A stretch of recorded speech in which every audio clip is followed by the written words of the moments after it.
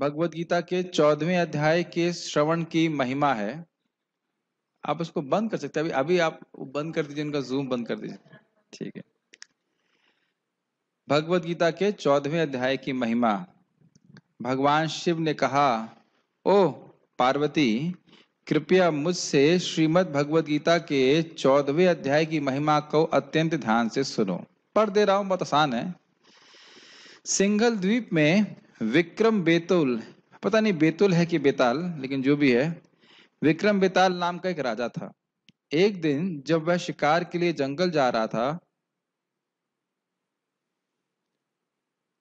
तो वह अपने बेटे और 2 शिकारी कुत्तों को अपने साथ ले गया। जब वह जंगल में पहुंचा तो उसने खरगोश का पीछा करने के लिए कुत्ते को छोड़ा। जब वह कुत्ता उसका पीछा कर रहा था तो ऐसा लगा मानो वह खरगोश उड़ रहा हो। दौड़ते दौड़ते वह खरगोश एक सुंदर आश्रम में पहुंचा जो बहुत शांत था।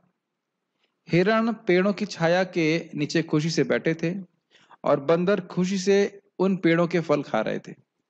बाघों के शावक बच्चे हाथियों के साथ खेल रहे थे और सर्प मोरों पर रेंग रहे थे। कुछ स्पेशल लग रहा है आपको उसमें? जो आपस में विरोधी लोग हैं वह भी बड़े शांति से रह रहे थे।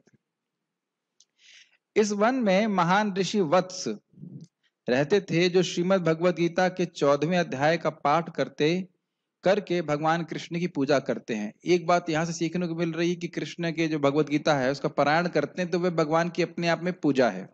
हम लोग हरे कृष्ण मंत्र जप करते हैं, वह भगवान की अपने आप में पूजा है।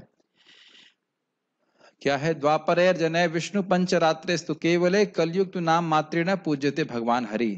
द्वापर युग में लोग भगवान की पूजा अर्चा विग्रह के रूप में करते थे और कलयुग में केवल नामोच्चारण मात्र से भगवान की पूजा हो जाती है, भगवान संतुष्ट हो जाते हैं।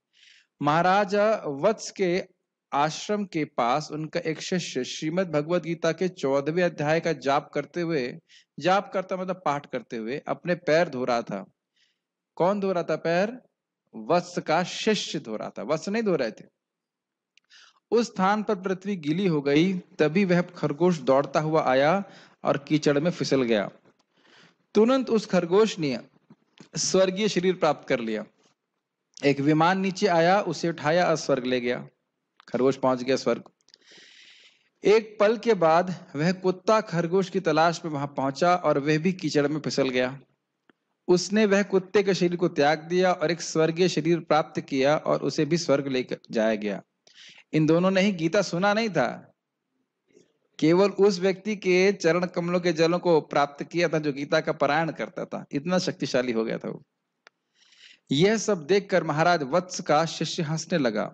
राजा विक्रम बेताल इन अद्भुत घटनाओं के साक्षी बने और उन्होंने इस ब्राह्मण से जिज्ञासा करी, यह कैसे संभव है कि खरगोश और कुत्ता हमारे आंखों के सामने स्वर्ग चले गए? उस ब्राह्मण ने कहा, इस जंगल में वत्स नाम के एक महान ऋषि रहते हैं जिन्होंने अपनी इंद्रियों पर पूरी तरह विजय प्राप्त कर ली है और जो हमेशा श्रीमद् भगवत गीता के 14वें अध्याय का पाठ करने में लगे रहते हैं। मैं उनका शिष्य हूं और उनकी कृपा से मैं हमेशा श्रीमद् भगवत गीता के 14वें अध्याय का पाठ करता हूं। उस खरगोश और कुत्ते के कीचड़ में फिसल जाने के कारण जिसे पानी से गीला कर दिया गया था, जिसने मेरे पैर धोए थे, वे दोनों उच्च ग्रहों को प्राप्त कर चुके थे। वह खरगोश और कुत्ता उस कीचड़ में गिरे जो मेरे चरणों के धोए हुए जल से सिक्त था, इसलिए उन्हें स्वर्ग प्राप्त हुआ। अब मैं तुम्हें वह कारण बताऊंगा कि मैं क्यों हंस रहा था। मैं यहाँ कौन है? वत्स का शिष्य। महाराष्ट्र में प्रत्यधुक नाम का एक शहर है। केशव नाम का एक ब्राह्मण वहां रहता था। वह अत्यंत क्रूर पुरुष था। उसकी पत्नी का नाम विलाप बाना था। वह बहुत खराब चरित्र वाली स्त्री थी जो हमेशा दूसरे पुरुषों की संगति का आनंद लेती थी। इस कारण से उसका पति बहुत क्रोधित हुआ और उसने उसे मार डाला। अपने अगले जीवन में वह कुत्ता बन गई, इसीलिए अब खरगोश के पीछे भाग रही थी। और वह ब्राह्मण केशव उसकी पापी गतिविधियों के कारण खरगोश बन गया। भगवान शिव ने कहा, श्रीमद् भगवत गीता के 14वें अध्याय की महिमा को सुनने के बाद राजा विक्रम बेताल ने भी श्रीमद् भगवत गीता के 14वें अध्याय का पाठ करना शुरू कर दिया। जब उन्होंने उस शरीर को त्याग दिया तो वैकुंठ गए, जहां वह भगवान विष्णु के चरण कमलों की सेवा में अनंत काल तक संलग्न रहने में सक्षम हो गए।